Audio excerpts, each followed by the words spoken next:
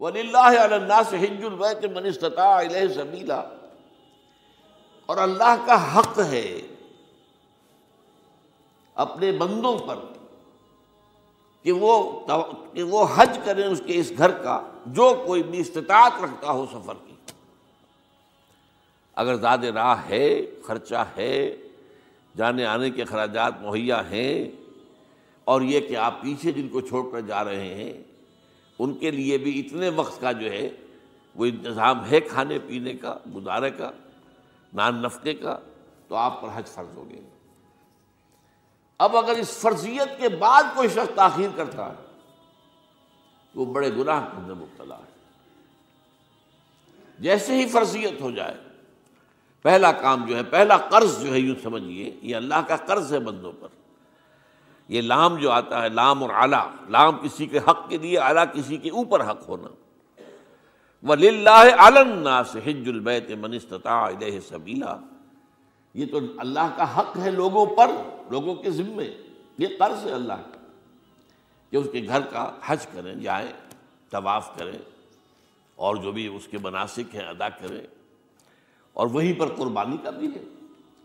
لِيَشْهَدُوا مَنَافِعَ لَهُمْ وَيَذْكُرُوا اسْمَ اللَّهِ فِي أَيَّامٍ مَّعْلُومَاتٍ عَلَىٰ مَا رَزَقَهُم مِّن بَهِيمَةِ الْأَنْعَامِ فَكُلُوا مِنْهَا وَأَطْعِمُوا الْبَائِسَ الْفَقِيرَ، اسی کے اندر جو ہے مناسک کے اندر قربانی بھی ہے۔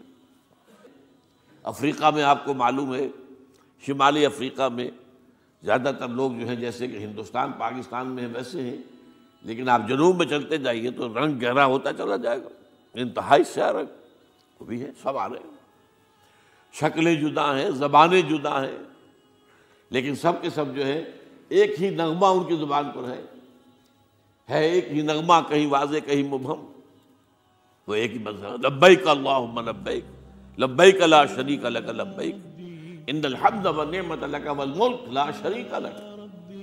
اب یہ ترانہ ہے، توحید کا ترانہ ہے، اور گونج رہی ہے اس وقت، آپ اندازہ نہیں کر سکتے کہ وہ پوری سرزمین گونج رہی ہوگی اس ترانے کے ساتھ، کیونکہ تھوڑی تھوڑی دیر کے بعد نئے قافلے داخل ہو رہے ہیں۔ ابھی ایک قافلہ جو ہے اس نے سعی مکمل کی ہے، اس میں شامل ہو گیا، بلکہ اس کے دوران ہی ابھی اس کا ختم نہیں ہوا کہ تیسرا قافلہ چلا رہا ہے۔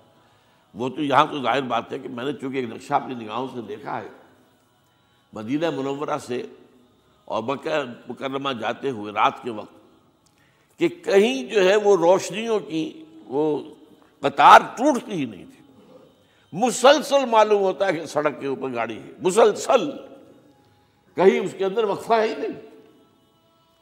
اتنے بڑے پیمانے پر، اتنے بڑے پیمانے پر، اتنے بڑے پیمانے پر لوگ جمع ہو رہے ہیں۔ زبانیں جدا ہیں، ایک دوسرے کی زبان نہیں سمجھتے، لیکن ایک زبان اور بھی ہوتی ہے جو بغیر بولے سمجھ میں آتی ہے، اس سے معلوم ہوتا ہے سب کے لیے محبت ہے، ہمارے بھائی ہیں، تمام مسلمان ہیں۔ بعض کے اندر یہ محبت کا جذبہ زیادہ ہے۔ ترکوں میں انڈو پاکستان کے لوگوں کے لیے بہت محبت ہے۔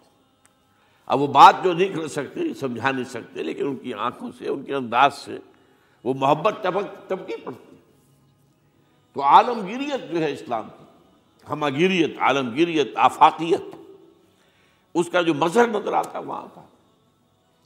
پھر یہ کہ ہمارے ہاں کی جتنے بھی فرقہ بندیاں ہیں وہ وہاں ختم ہو جاتی ہیں۔ وہاں اہل حدیث ہیں، حنفی ہیں، مالکی ہیں، شافعی ہیں، حنبلی ہیں، یہ کام بھی کیا ہے آ کر انہوں نے آل سعود نہیں، ورنہ اس سے پہلے جو ہے وہ 4 مصلے علیحدہ تھے، وہاں پر 4 جماعتیں علیحدہ ہوتی تھی۔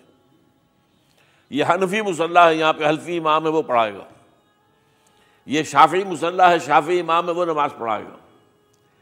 تو یہ جو ایک تفریق تھی وہاں بھی موجود تھی، انہوں نے ختم کیا، ایک امام کے پیچھے جماعت ہوگی، اسی میں حنفی بھی ہیں، مالکی بھی ہیں، شافعی بھی، کچھ ہیں لوگ جو زیادہ، جن کے اندر کچھ زہر زیادہ گھل گیا ہے فرقے واریت کا، وہ پھر نہیں نماز پڑھتے، وہاں پر محروم رہتے، اس کی فضیلتوں کو چھوڑ کر جا کر کہیں اپنے جو ہے گھروں پر جہاں ٹھہرے ہوئے وہاں جا کے نماز پڑھ لیتے ہیں کہ یہ جو ہے وہابی، ان کے پیچھے ہماری نماز نہیں ہوتی۔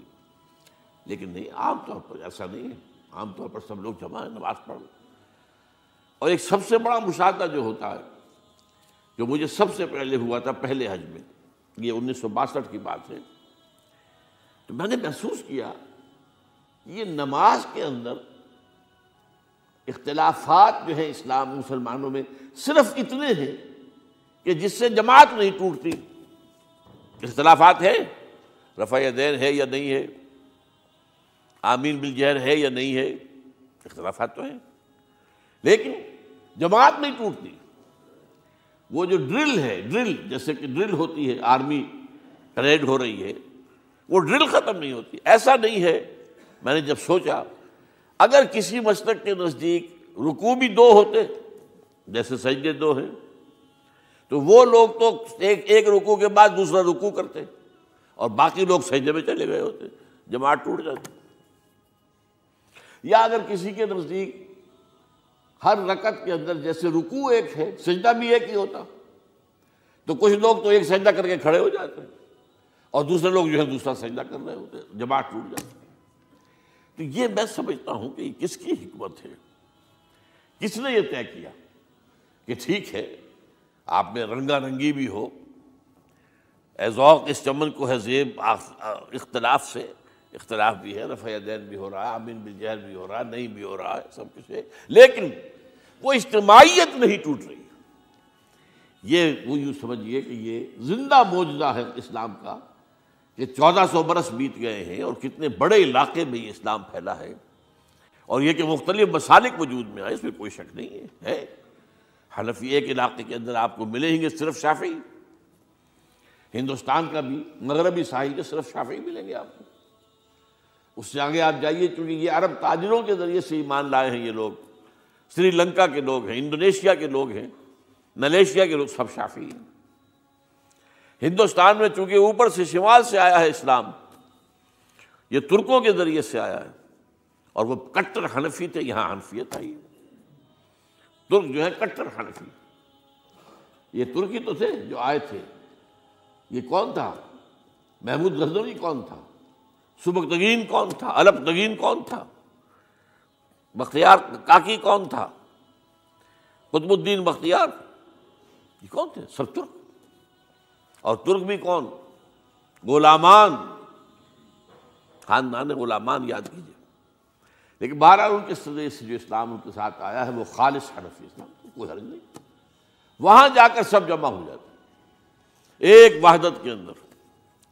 تو یہ چند مشاہدات وہاں کے ہوتے ہیں جو ہماری ظاہری آنکھوں کو بھی نظر آ جاتے ہیں، جس کا کہ قلب کے اوپر بڑا گہرا اثر پڑتا ہے.